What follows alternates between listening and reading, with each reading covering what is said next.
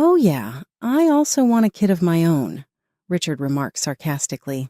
I spoke up because I eventually could not stand it any longer. What are you saying? I inquired. Is he not already here? Richard has been relentlessly critical of our infertility up to this point. He's holding my sister's kid in front of me right now, almost like he's trying to rub it in. Richard pretends to be surprised as his mouth opens wide. That being said, it's evident that he has no intention of playing stupid. He won't get away with it. I'll see to it that everyone is aware of the situation. Maria is my name. I am a housewife of 25 years old.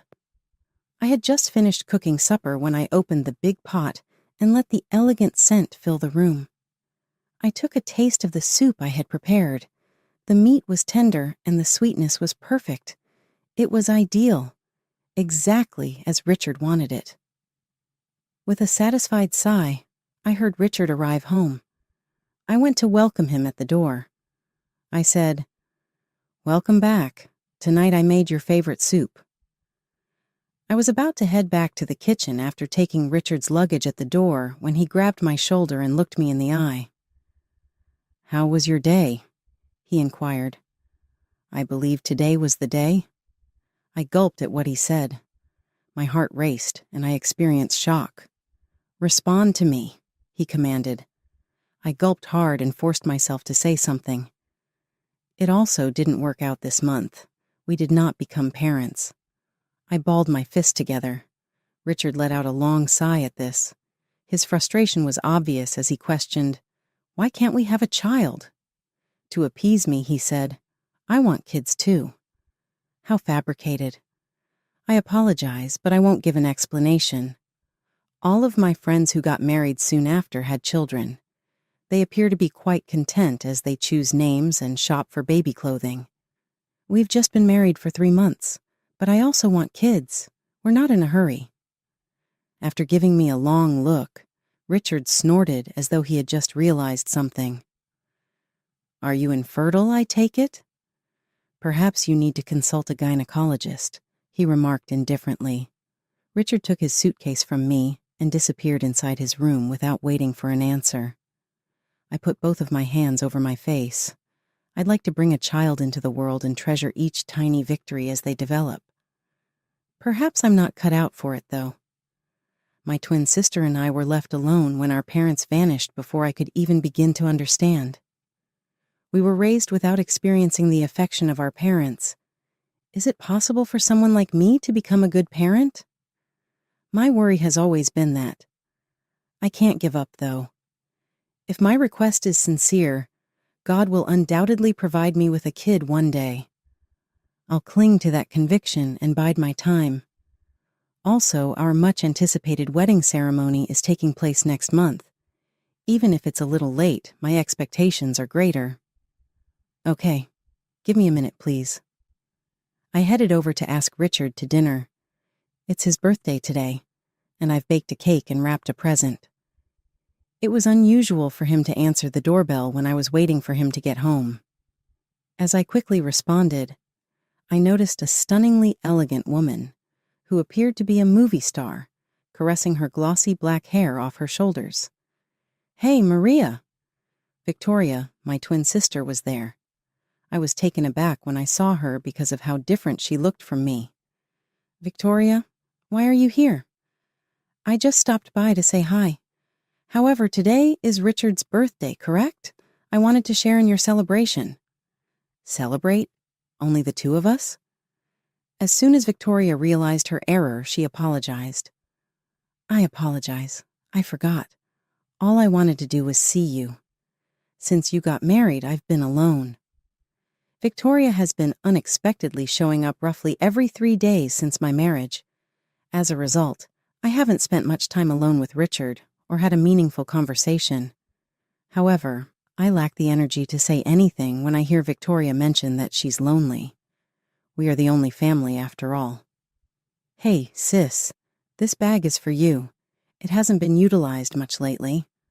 I was given a paper bag by her. When I opened it, I saw a stunning piece from a well-known brand. "Whoa, this is very lovely." "It's all right, This is for you, instead of my friends, as I generally give these to them. After accepting it, take your buddies out to dinner, but you don't actually have buddies like I do, that's correct? Victoria remarked. By the way, check this out. Displaying a picture from a recent celebration. There she was, enjoying a dinner party with more than 100 of her friends in style. I laughed. You're such a social butterfly, Victoria. You are entirely different from who I am. Money, a partner, and a great career are all fantastic. Simply said, it's impossible for me. I smiled at her warmly. Victoria, however, laughed uncontrollably and clutched her stomach as her gaze fell to the table. Did you really create this cake yourself, I wonder? Yes, I answered. Is that out of the ordinary? She laughed and replied, Well, everyone knows people prefer store-bought cakes. Sis, you're working so selflessly. It's rather depressing. Victoria smiled as she moved closer to me and added, Well, I guess that's what makes you adorable. Excitement instantly lit up her expression. Victoria said, That's right. I actually have some news to share, as Richard arrived home from work. We broke off our chat to say hello to him. Richard and Victoria became enthused about something they saw on TV as I was slicing the cake. This is really awful, Victoria remarked. She was an actress, but she was unable to conceive until she was 40. How wretched. They appeared to have a good relationship as they gossiped and spoke about celebrities. My heart skipped a beat when they started airing baby images on TV. Having children is, in my opinion, a woman's mission, and those who are unable to procreate don't truly exist. Victoria responded, I get it. I really click with you. Don't we get along so well? I served the cake in silence. That's right, Victoria, jeered Richard. Victoria's eyes widened in surprise. I apologize. I didn't intend to hurt you. I had another person in mind when I spoke. Victoria's smile suddenly had a new, sharp edge that I had never noticed before. Her expression clearly had an evil quality to it. I questioned if her repeated visits were motivated by a genuine longing for her sister or by some other factor. I got a message on my phone after Victoria departed and the party finished. It said, I'm actually pregnant. Recall that I mentioned having news. Naturally, we intend to tie the knot. I apologize for discovering happiness before you. Something evil surged inside me. Even though it should be a joyful event when a family member finds pleasure, I felt jealous. Time appeared to fly by in an instant. The much-anticipated wedding day is today. Our site of choice was a modest neighborhood church. Though it's not much, we wanted to put as much money aside as we could for the kids we want to have in the future. I was having a quiet time in the changing room after putting on my wedding gown. However, that tranquility vanished in an instant. With a loud boom, the door flew open. Yes, I am present. Many congratulations, big sister. Victoria made a declaration. I looked around in shock to find my sister. I was in for an even more startling sight. Hello, Victoria. What's up with that outfit? You shouldn't wear white to a wedding. After taking a deep breath, I said, Victoria had on a dress that was all white. I tried to avoid it, but I just fell in love with this dress. She apologized in an overly dramatic manner. Furthermore, it fits me, doesn't it? She grinned. With a proud stance, she seemed to be looking down on me with her head tilted. Then she examined me closely and critically. Is the dress handmade? It appears more like a gown than a dress.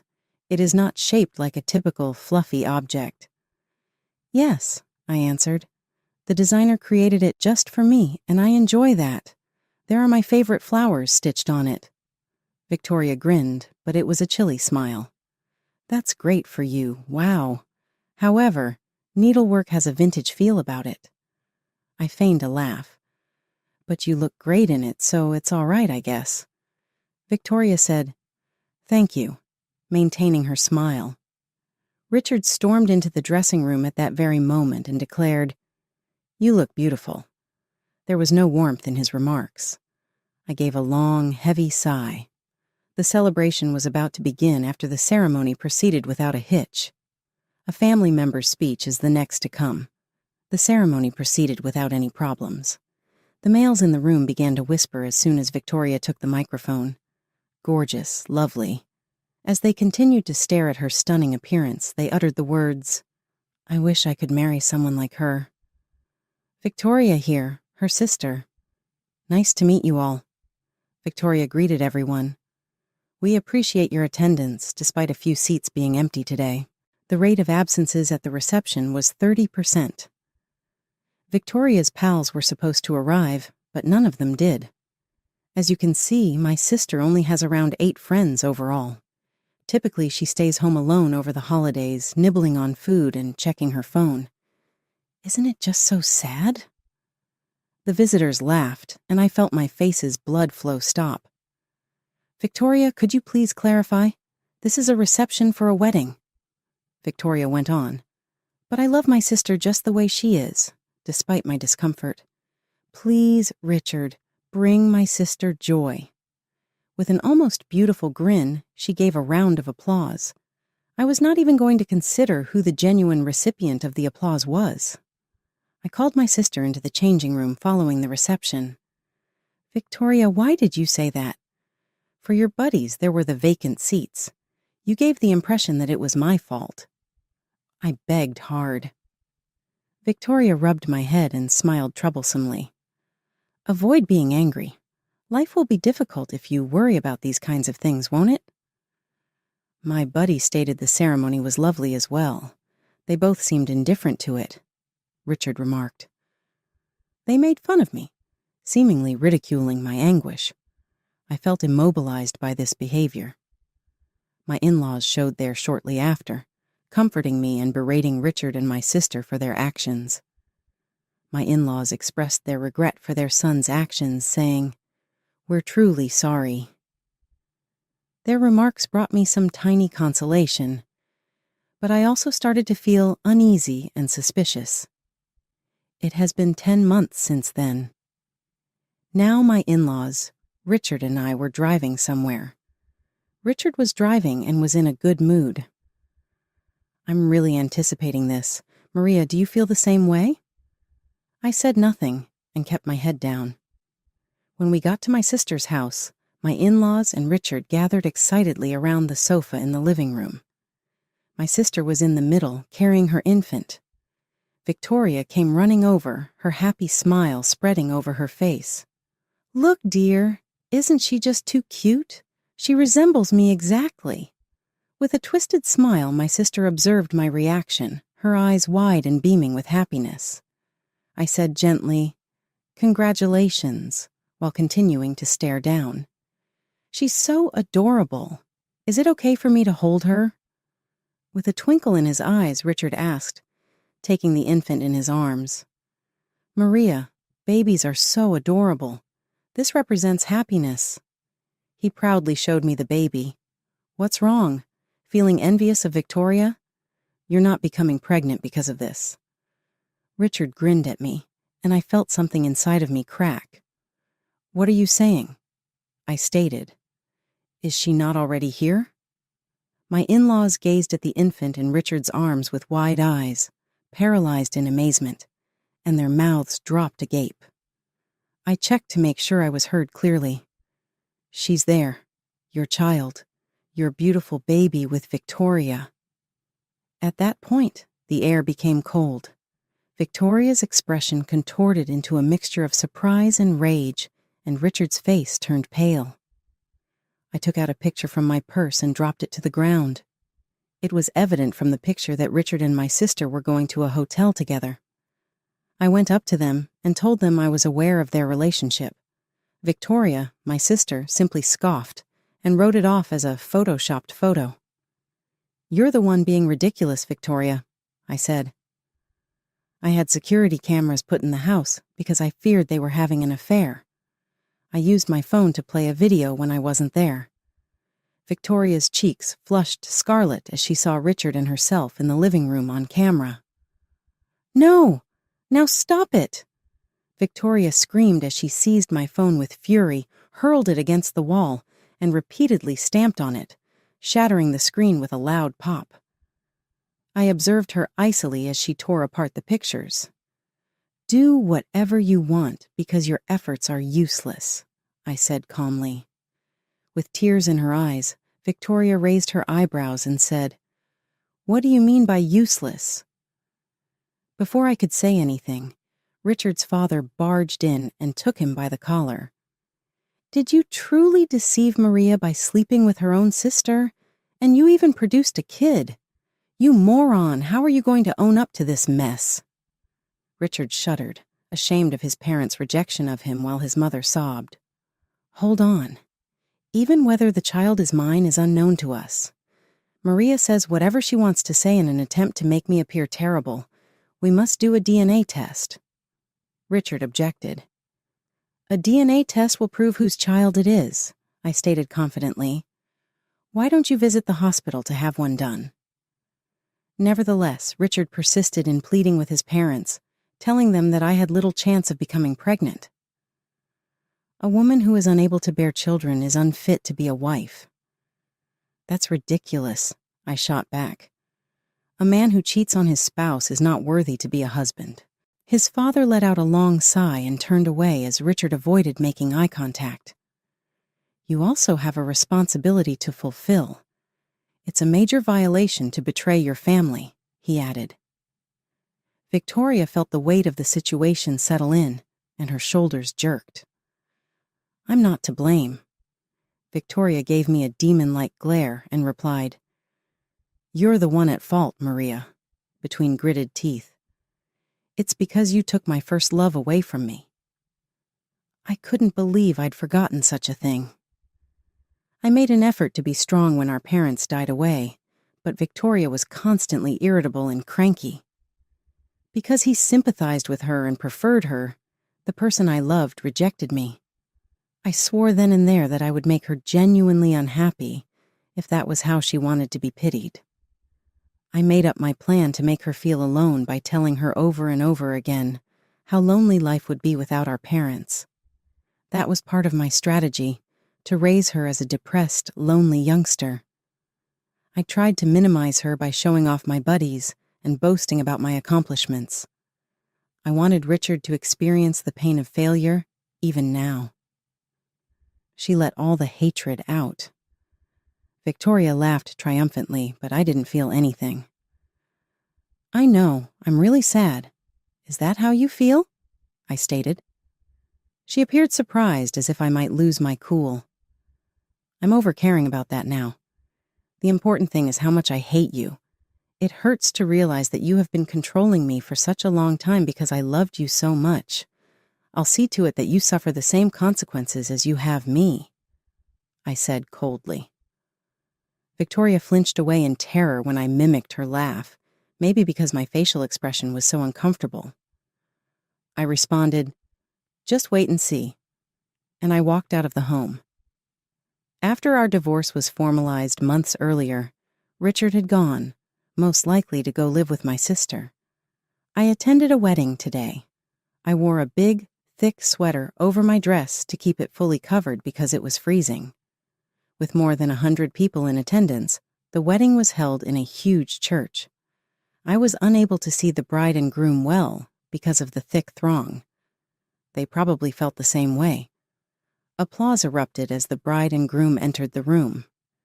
As the priest started the vows, he asked Richard whether he had taken Victoria as his wife, promising to be there for her through good times and bad, riches and poverty, and health and illness.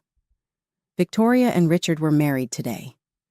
Victoria publicized their shotgun wedding on social media a month after our altercation, which is when I learned about it.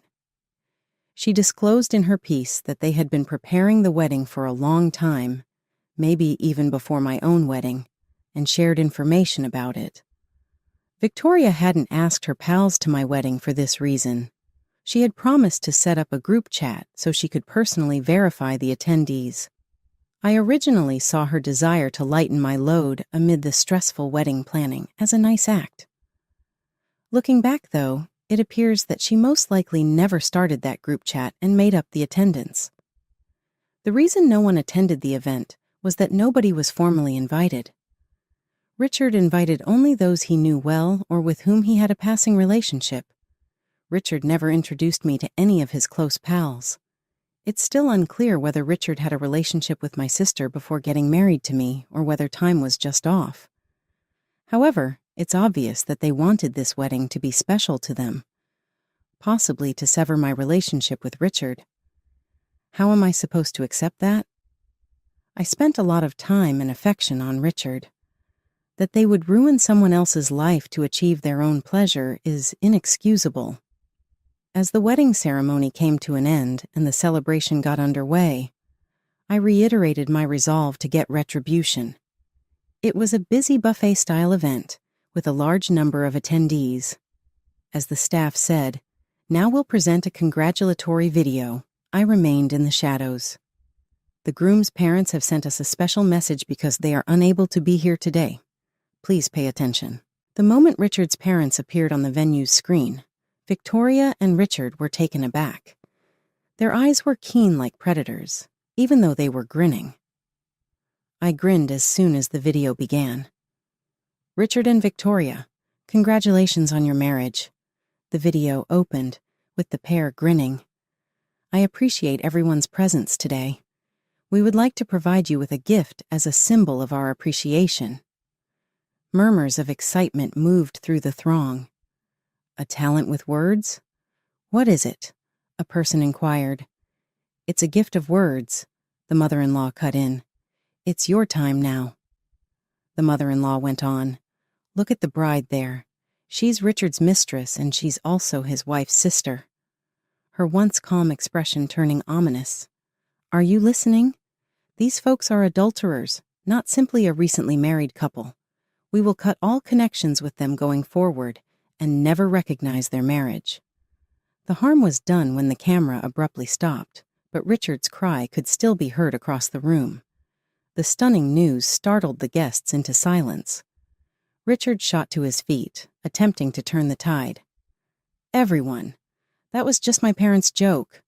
I believe that was a little too offensive." There were confused murmurs from the crowd. As Victoria reached for the microphone to excuse herself, I grabbed it away from her. "It's true," I said. Then I took off my cardigan to show off my white dress. "When I married Richard a year ago, I wore this outfit. Richard, you remember, don't you?" Richard froze in disbelief, his face going ghastly pale. I took advantage of the opportunity to take pictures out of an envelope and distribute them all over the place. The photographs contained pictures from my wedding to Richard, as well as pictures from Victoria and Richard's affair. There were sufficient copies to give to each attendee. I inhaled deeply as I looked around the chaotic arena, experiencing a mixture of relief and fatigue. I had really completed the task.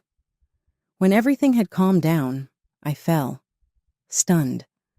I felt a hand suddenly seize my collar.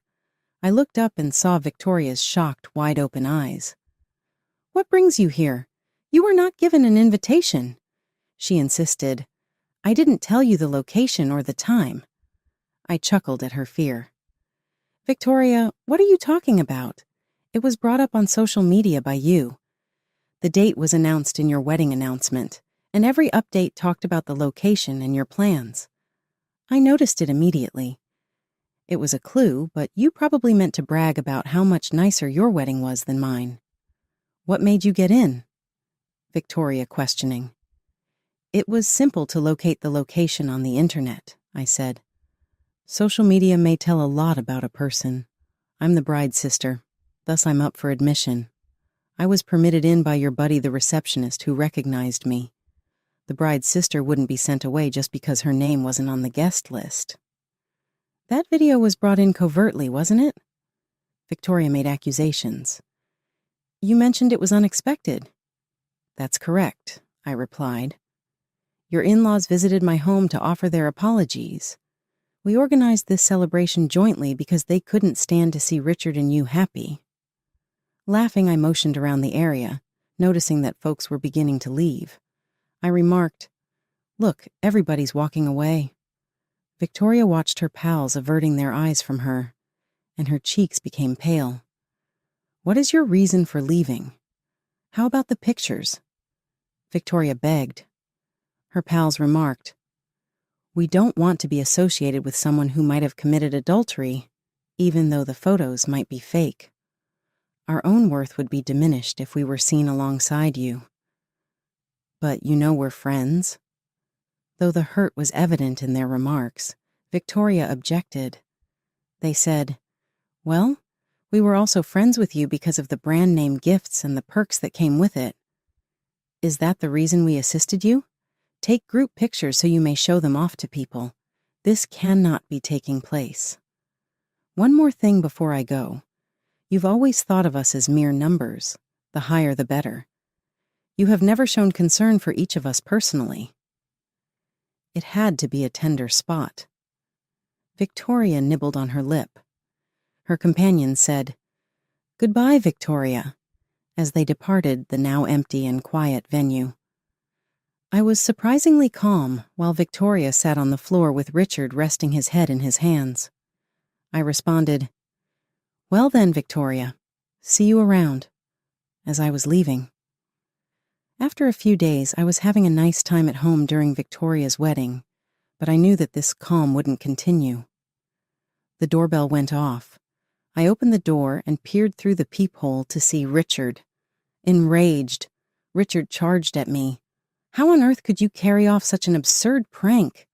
You destroyed our joy. That's unbelievable, you evil woman." Victoria nudged me from behind, hiding behind Richard. I tumbled to the floor after crashing into the wall. However, I didn't give a damn. "You two never learn, but it's good that you came," I answered coolly. "Richard, check your email. Something significant is present there." Right before answering the door, I had written an email. I've included movies and pictures. "Again with the photos and videos?" Richard sighed and reached for his phone. He turned the screen to face Victoria, his face flushed with rage. He insisted, "Who is this old man?" In the pictures, Victoria was shown shaking hands with many older guys while wearing skimpy, exposing clothing. She was seen on camera accepting money from them as she entered and exited hotels. "Sugar Daddy," I called it outright. "You always purchase name-brand merchandise, presumably to brag to me. But I had to do some research because that's not achievable on a regular paycheck. It resembled working as a detective." Victoria's breathing grew labored, and she let out a gasp.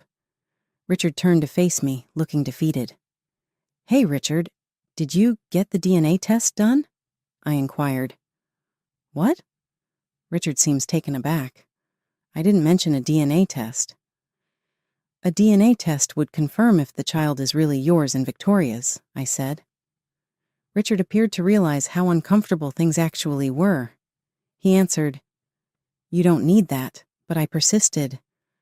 "Whose child do you think it is?" I posed a straightforward question. Pulling Victoria's hand toward him, Richard turned to look into Victoria's eyes. "Victoria, did you turn against me, following everything, even the child situation?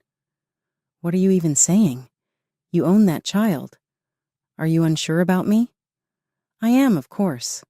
How can I put my faith in someone who dates sugar daddies covertly?" He made a challenge. "You'll consent to a DNA test since you have more faith in Maria than in me, right? Tomorrow we're heading to the hospital." She scoffed. Desperate to trust Victoria, Richard held her hand. Victoria muttered, obviously upset. For me, this was sufficient proof. Richard raked his fingers through his hair in frustration. God damn it. I would have thought that having a gorgeous wife would be a source of pride, but this disaster is real. My life has been utterly destroyed by you sisters. Richard exploded with fury, kicking the furniture and storming out of the house. Richard shoved her away when she tried to stop him, and he ended up sitting on the floor and staring down. I chose to annoy her. So, how do you feel now, Victoria? I questioned, observing her twitch in answer. Once the test results come in, Richard will leave you, and you'll have lost all your friends too, I said. Victoria gave me a harsh stare. I have friends. Not all people have given up on me. Then what about the messages you received? I applied pressure. Victoria, obviously surprised by the inquiry, let out a bewildered shriek. After the ceremony, did anyone express concern, ask about the situation, or offer comfort? Victoria awkwardly turned her head away. I did get texts during my divorce with Richard, and even after you attempted to make me look foolish with that strange statement. Even though I only have 8 pals, they have all expressed concern for me and offered assistance. Nobody appeared to care about you, in contrast to you, even though you had a lot more friends, I said. Victoria's teeth grinding was audible to me. Now friendless, abandoned by the guy you took from me? That is really sad. I genuinely mean every word, I responded, unfazed by her response. Suddenly looking up, Victoria cried out, "Pitiable? What are you discussing? That is only your viewpoint. I'm not pathetic. I'm attractive, have a fantastic body, and am respected enough for guys to treat me. You are the pathetic one, full of nothing to be proud of." I answered calmly, saying, "That's correct. Additionally, let me say this. Victoria, you have never been better than me. Not now, not in the past, and not in the future." What? Victoria had a surprised expression. I used to compliment you and say how wonderful your name-brand products and large social circle were. Is that what you were hoping for? For me to concede that you were better? But you were never fantastic to me in my life. I looked down at Victoria's backpack on the ground. I don't give a damn about having a lot of friends or about expensive brands. I simply don't value having a large number of friends, therefore I've never strived for that. Thus, Victoria, you were never able to surpass me. What? Not in a manner. You would constantly comment on how wonderful I was and how jealous you were of me, she asked, surprised. I said those things to make you happy because we're family, I said. If someone smiles while boasting, I wouldn't discount it completely. You took the compliments I was giving you sincerely. Victoria, we were the only family we had, and I didn't want to lose you, so I was considerate, I said. Victoria let out a scream, her voice faltering.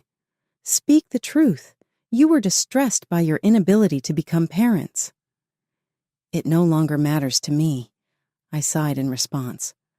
I told myself that having children was necessary in my relationship with Richard, but that's not how life works. There are a multitude of individuals and lifestyle choices. I'm going to stop torturing myself over wanting kids. So what then? Victoria started to shake a lot. She was still now, so I pulled her outside the house. I said goodbye to Victoria and slammed the door. Following that, Richard and Victoria were divorced. Since they had invited 100 guests to their wedding, word of their affair traveled rapidly when the DNA test confirmed the child wasn't Richard's. Both Richard and Victoria experienced job loss and difficulty in finding new employment, which made their lives as day-to-day employees challenging. In an attempt to start again, I moved away from my hometown, leaving Victoria and Richard behind. I was going to start over and wipe the slate clean. I'm going to see a buddy of mine who just had a baby today. With a baby present in my hand, I rang the ring. I gave my friend my sincere congrats as she opened the door.